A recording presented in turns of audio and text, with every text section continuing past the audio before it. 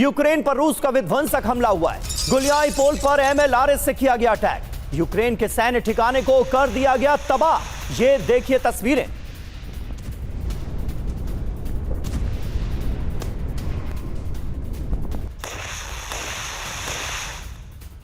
और वहीं यूक्रेन के हुलियाई पोल शहर पर हमला हुआ है। रूसी टॉर्नेडो S मिसाइल से अटैक हुआ है। हमले में पूरी इमारत बर्बाद हो गई।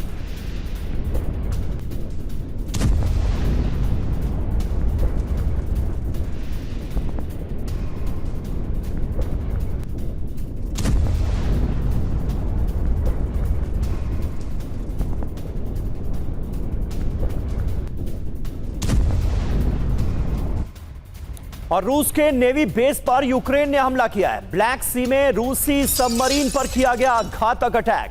वर्षा वयांका सबमरीन को बनाया गया इस हमले में निशाना। ये देखिए तस्वीरें।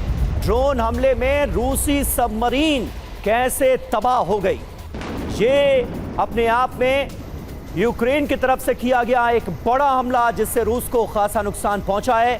पूरी सबमरीन तबाह हो गई है रूस की। पहली बार अंडर वाटर ड्रोन से सबमरीन को नष्ट किया गया है, यानी बिल्कुल अलग तरह का वॉरफेयर यहां पर सामने आया है।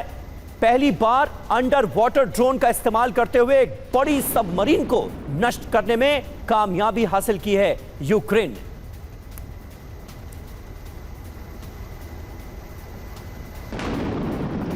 इस बड़े जख्म के बाद रूस का अगला कदम क्या होगा, क्योंकि यूक्रेन ने यह बहुत बड़ी हिमाकत की है जिसका अंजाम उसे भुगतना पड़ेगा। रूस का जो मौजूदा रुख है उसे देखकर तो यही कहा जा सकता है। मनीष झा भी हमारे सहयोगी इस वक्त हमारे साथ जुड़ चुके हैं इस चर्चा को आगे बढ़ाने के लिए। और निश्चित तौर पर यह एक बहुत बड़ा हमला है। यूक्रेन का टारगेट रूस का नेवी बेस था। नोवोरोसियस्क पोर्ट पर रूसी सबमरीन पर हमला किया गया।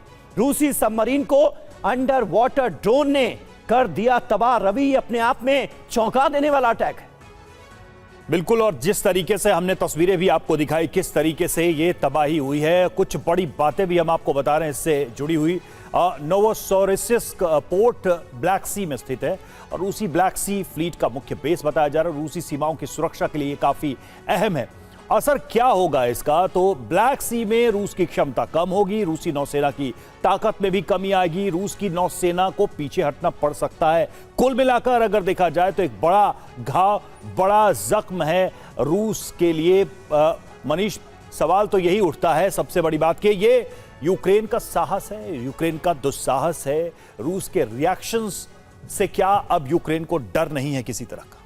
देखिए, आपके सभी सवालों का जवाब तो यही है कि इसमें से सभी विकल्प है। रूस का गुस्सा भी अब देखने को मिलेगा, लेकिन यूक्रेन की तरफ से एक बड़ी कामयाबी भी है। सबसे बड़ी बात देखिए क्या है कि रूस के नेवी का जो ब्लैक सी फ्लीट का हेडक्वार्टर सेवस्तोपोल था, जहां पर लगातार यूक्रेन के अंडर वाटर ड्रोन मस्कोवा और मार्कोव जैसे एयरक्राफ्ट कैरियर को निशाना बना चुके थे, तो उसके बाद उन्होंने अपने सारे सबमरीन को और एयरक्राफ्ट कैरियर और शिप को वहां से ट्रांसफर करके नोवोरोसियस्क में भेज दिया था।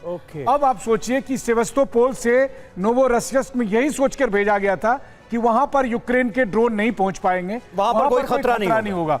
अब वहां पर खतरा हो रहा है। यह बात सही है कि सबमरीन को टारगेट करना आसान नहीं है, लेकिन जब आप बेस पर रखते हैं तो बेस में चूंकि वो सबमरीन मूवमेंट की स्थिति में नहीं होती है, तो वहां आकर वो ड्रोन अगर हिट करे तो वो उसे नुकसान पहुंचा सकती है। लेकिन हाँ, ये बात भी सच है कि रूस और यूक्रेन युद्ध को ही ड्रोन वॉरफेयर के नाम पर पूरी दुनिया जान रही है। फिर चाहे वो आसमान में उड़ने वाले ड्रोन हो या समंदर में काम करने वाले ड्रोन हो। सही बात है, और इसमें कहीं कोई शक नहीं है कि एक बड़ी ड्रोन पावर के तौर पर उभरता हुआ यूक्रेन नजर आ रहा है। भले ही नाटो के दम पर, लेकिन ड्रोन्स यूक्रेन के कमाल करते हुए जंग की भूमि में नजर आ रहे हैं।